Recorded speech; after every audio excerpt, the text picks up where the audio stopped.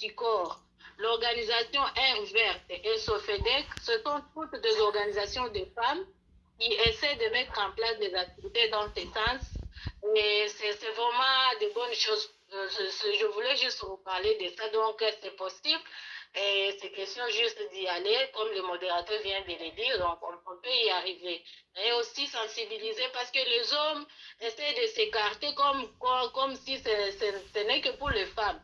Donc il faut aussi intégrer ces sensibilisations parce qu'on y va avec des sensibilisations sur les violences basées sur les genres.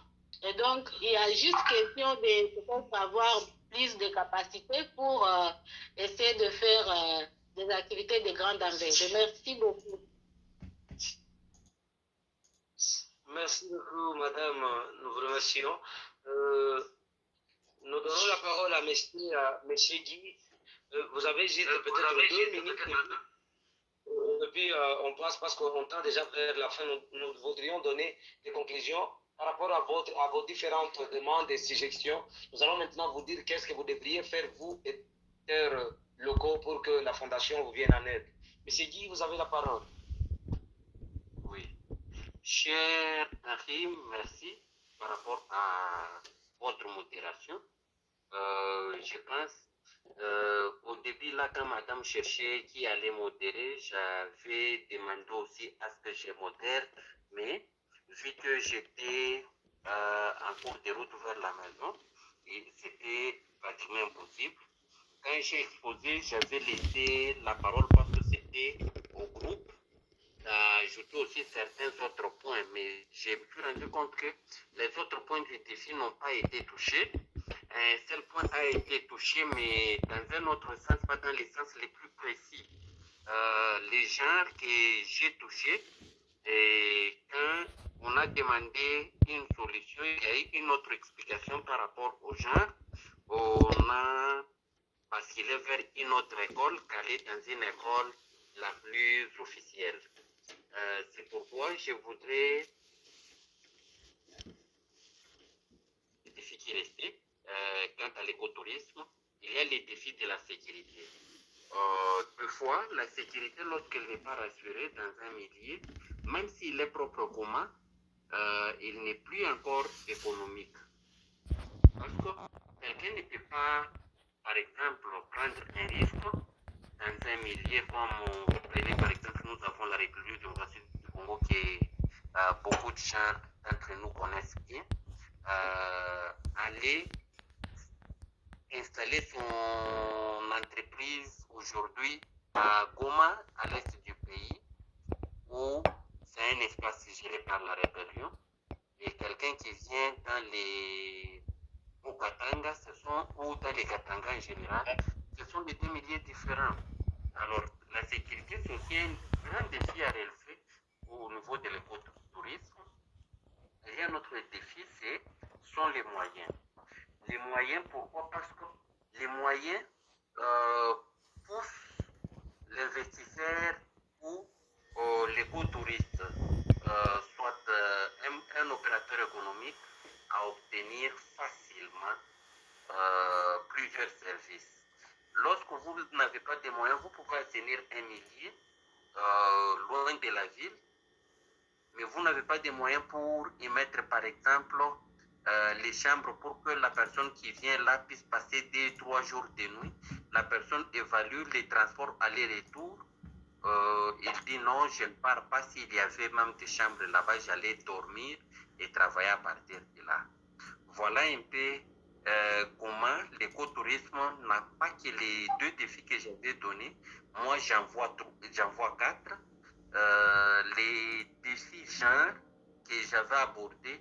Les genres n'est pas toujours les violences basées sur les genres parce que les violences basées sur les genres, c'est souvent les violences basées sur la femme. Les genres, ici, on voit les attributions qu'on attribue à un sexe dans un milieu donné. Prenez par exemple en République démocratique du Congo ou en Afrique en général, une femme ne peut pas déboucher une fosse septique. Là, c'est l'Afrique en général, c'est les genres. Ce n'est pas pour dire qu'on a fait une violence là-bas, non. Ici, je parle du genre, d'abord le genre normal. Donc, nous tous, nous connaissons que quand il y a un problème de courant, par exemple, à la maison, qui doit retourner le courant, c'est un homme par rapport à l'Afrique. C'est ça, nous, Africains. Quand il y a un travail qui demande à ce qu'on monte dans l'arbre, qui doit monter dans cet arbre, c'est le papa et non la maman. Là, c'est le genre.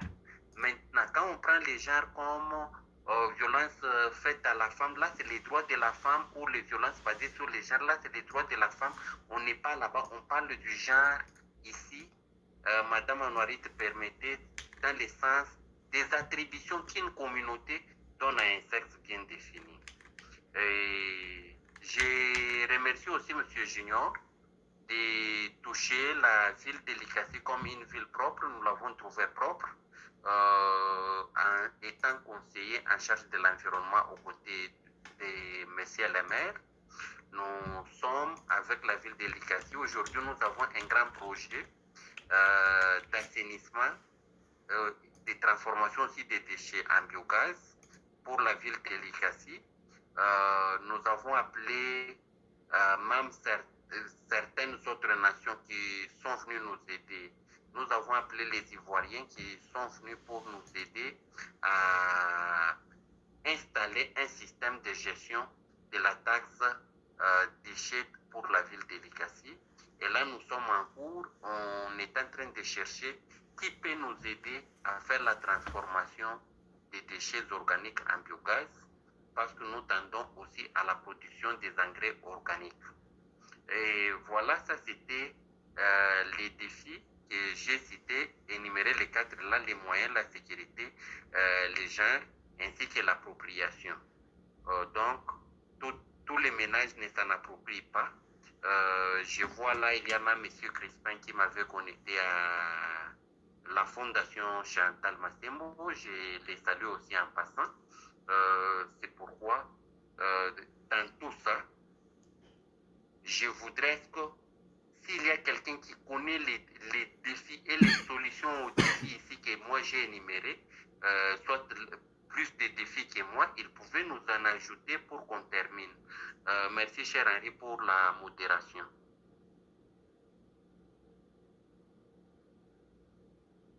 Merci beaucoup, M. Guy. Nous vous disons merci pour votre intervention enrichissante. Merci beaucoup, M. Guy. Là, on ne sait pas, on est presque à la fin. Nous sommes en train de clôturer cette séance. Avant de clôturer, nous voudrions quand même toucher quelques points qui vont nous aider à savoir c'était quoi la réunion d'aujourd'hui et qu'est-ce que nous pourrions faire, nous, étant volontaires de cet espace. Avant que Monsieur Henri, la parole... Monsieur Henri? Oui, cher Cordon. Oui, excusez-moi de juste sauter dans la discussion comme ça. Le thème est vraiment dense et là, on peut se rendre compte qu'on n'a même pas commencé à l'épuiser. Et je pense qu'on va continuer demain parce que les orientations qu'on est en train d'avoir, il y a vraiment beaucoup de choses à travailler et je vais suggérer qu'on puisse continuer la conversation demain sur le même thème. Je vous redonne la parole. Merci beaucoup. Oui, moi, on n'a pas encore coupé. J'aimerais, avant que nous puissions peut-être donner des conclusions à certaines personnes qui peuvent aussi nous donner certaines conclusions, comme M. Guy l'a fait, de nous dire qu'est-ce qu'il faut faire. Maintenant, de ne pas aller ça et là, de dire tout simplement que nous nous demandons ça et ça et ça pour y arriver. Nous avons besoin de ces personnes-là.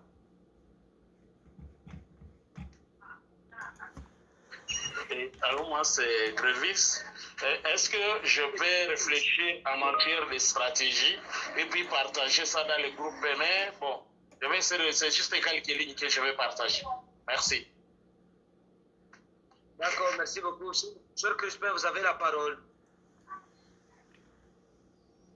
En tout cas, j'ai demandé depuis longtemps. On est désolé. Mais désolé, heureusement, vous l'avez déjà. Bon, absolument. Merci beaucoup. Je pense que c'est rendre notre environnement propre et actif pour le tourisme. Je pense que ça demande en tout cas un travail avec beaucoup de sérieux en fait. Je pense que je vais énumérer quelques points essentiels qui vont nous demander obligatoirement de les faire. Dans nos conceptions de projets, et dans nos organisations des activités. Premier élément, c'est